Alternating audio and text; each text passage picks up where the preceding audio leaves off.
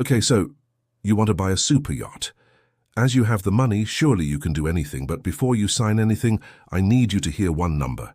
This year, the United States government, the richest government on earth, is spending roughly $7 million a year just to keep one confiscated super yacht from falling apart. Just for keeping it alive at the dock. $7 million and the boat isn't even theirs to enjoy. By the end of this video, you'll understand exactly why that number exists, why the yacht industry has a saying that the two happiest days of an owner's life are the day he buys the boat and the day he finally sells it, and why the math on this purchase is so stupid that even billionaires quietly admit it usually right after the sale goes through. But first, just like with your supercar collection, buying a super yacht starts with the price list. If you are new here, please subscribe to the channel because we do stupid rich math on those things which you can buy on this planet as you have power to do so. Technically, a super yacht is anything over 24 meters and about 80 feet. That's where your entry ticket starts. A used 24 to 30 meter motor yacht will run you somewhere between $3 and $10 million depending on age and builder. It's the studio apartment of the super yacht world. You'll still need a professional crew, pay marina fees, but nobody at Monaco is going to be impressed. The real club starts at 40 to 50 meters. This is the classic super yacht, the kind you see anchored off Saint-Tropez in July. New from a serious shipyard, you're looking at $30 to $60 million. And if you order a custom build from Lursen in Germany or Feed Ship in the Netherlands, you have to wait a minimum of 3 to 4 years for delivery. In 2025 alone, Dutch and German yards delivered over 150 of these things, so business is very good for the shipyards. Then there's the 80-meter plus segment, where prices start at $200 million and stop making sense entirely. And at the very top sit the giga yachts, the floating palaces of Gulf royals and tech founders, with price tags of $400, $500, $600 million, helicopter hangars, submarines, and in one recent feed ship build, a hydrogen fuel cell system and an onboard hospital. At that level, you're not buying a boat, you're buying a small navy with a wine cellar. And just like with oil rigs, there's a secondary market. Actually, right now, there's a very special corner of the secondary market, the post-sanctions fire sale. Since 2022, more than 20 super yachts have been seized or detained from Russian oligarchs. In July 2024, a 81-meter yacht called Alpha Nero was sold out of detention in Antigua for $40 million. Its Russian owner had reportedly paid around $120 million for it a decade earlier. That's $80 million of value. Gone. Sounds like the deal of the century for the buyer, right? Hold that thought, because by the end of this video you'll understand why that discount is not what it looks like. Okay, the deal is done now. You've signed a check for $30 million, taken a photo on the aft deck with a glass of champagne. And now the bill. If you have already bought that yacht, you can comment on the exact price of that, adding with the 10% rule. Did you know that before? If not, let me tell you not only about this rule but about its trap as well, so keep listening. The yacht industry has a famous rule of thumb called the 10% rule. Every year your yacht will cost you roughly 10% of its purchase price just to operate. Buy a $30 million yacht. Budget $3 million a year. And here's the uncomfortable part for real super yachts. The 10% rule is the optimistic version. Industry consultants who actually manage these boats put the realistic range at 10 to 15% for a new mid-sized yacht and 12 to 20% for anything older, larger, or chartering actively. Where does that money go? Let's break it down point by point. First and foremost is the crew. This is the single biggest line, eating 30 to 40% of your entire annual budget. A 50-meter yacht needs 12 to 16 full-time crew members, and their total cost is including salaries, insurance, training, travel, and food, which runs 900,000 to 1.4 million euros a year. The captain alone earns 10 to 16,000 euros a month, and captain salaries rose another 7% last year because it turns out that people qualified to park a 50-meter boat in Monaco Harbour without hitting anything are rare. And unlike your Lamborghini, you cannot leave the crew in the garage.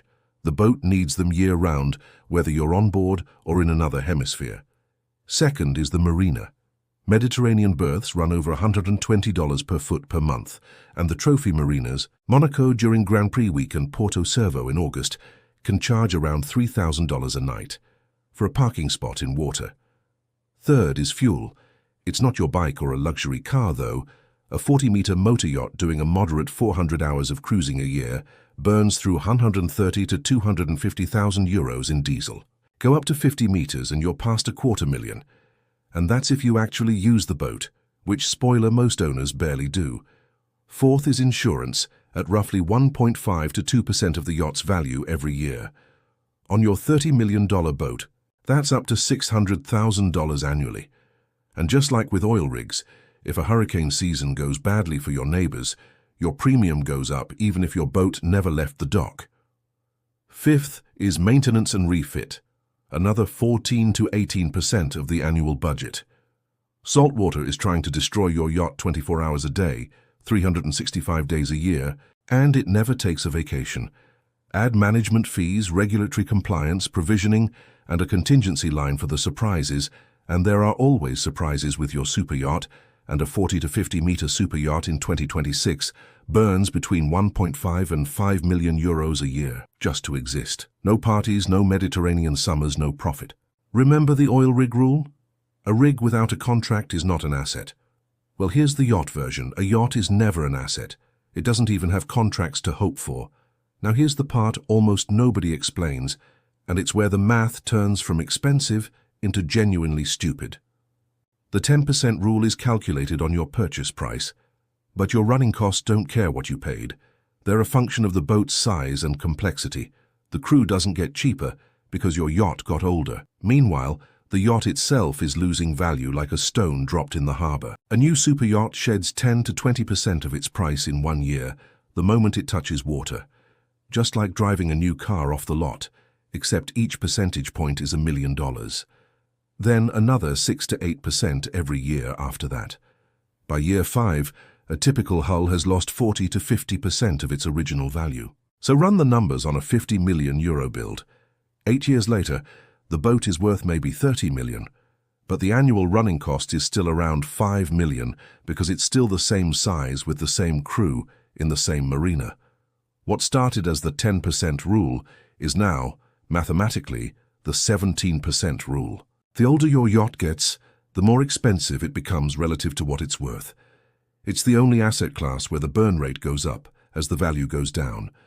Your accountant will need therapy. Okay, so 5 or 6 years in, you've done the math I just did, and you've made the smart decision. Time to sell. You call a broker, list the yacht, and wait for some other rich guy to take this floating bonfire off your hands. And this is the chapter of yacht ownership that nobody makes videos about, because buying a yacht takes a signature. Escaping one takes years. If you are still here and you like the video, I request you to please subscribe to this channel and tell me in the comments what's next. On which topic I should do a stupid rich math just for you. Trust me, you will find out into some days. Here's the problem. A super yacht is one of the most illiquid objects money can buy.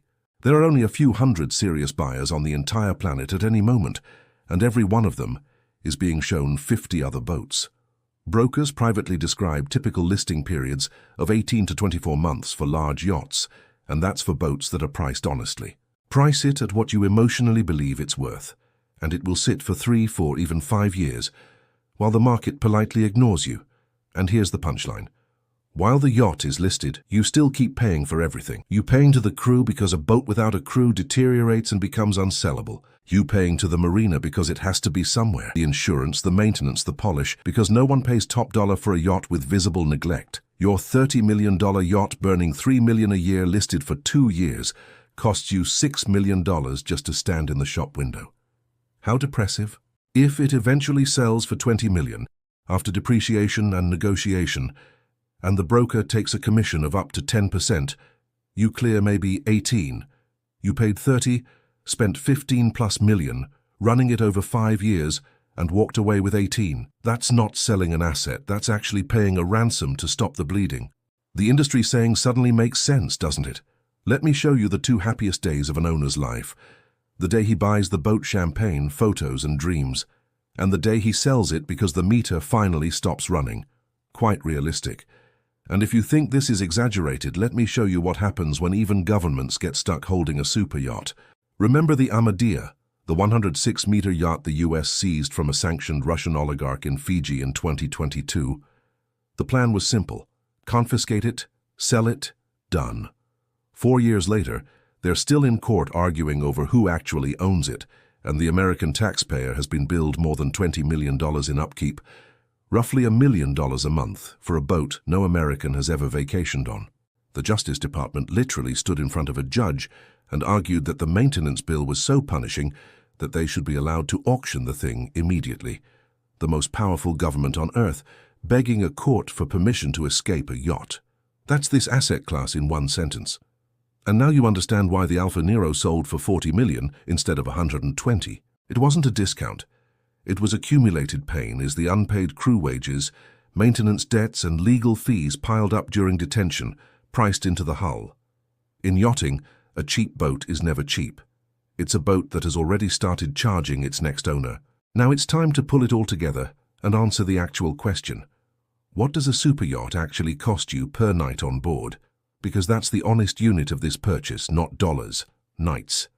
Let's run the math on you. You buy a 45-meter yacht for $30 million. Industry surveys say the average owner uses their yacht 3 to 6 weeks a year. Let's be generous and say 5 weeks means 35 nights. Your annual running cost using the realistic middle of the range would be $3.5 million. Divide by 35 nights, and every single night you sleep on your own yacht cost you $100,000. And that's before the stupid part, because that 30 million parked in a boring index fund earning the market's historical average would generate roughly 2.4 million a year while you slept. That's not money you spent, but it's money that quietly never existed because it was busy being a boat. Add the 2 million a year the yacht loses in depreciation in its early years, and the true annual cost of ownership isn't 3.5 million. It's close to 8, per night on board and around $225,000. Now the comparison that ends the argument.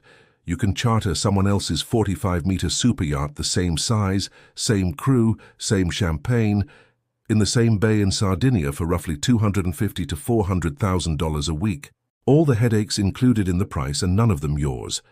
5 weeks of chartering, about 1.5 to 2 million a year, against 8 million of real ownership cost. The charter guest gets the identical Instagram photo for 75% less, sleeps just as well, and on the last morning he walks down the gangway, shakes the captain's hand and simply leaves.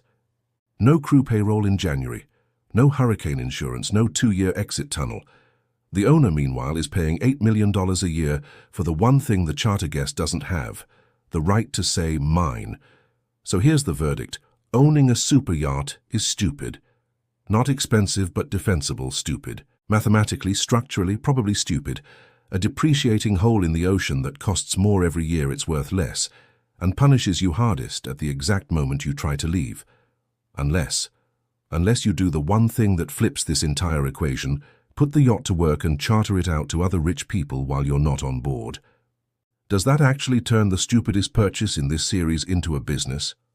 The math on that is weirder than you think, and it's the next video. The genius math of the charter industry, the people who get paid to use your yacht more than you do. Because on this channel the rule is simple. The rich buy the boat, the smart buy the marina,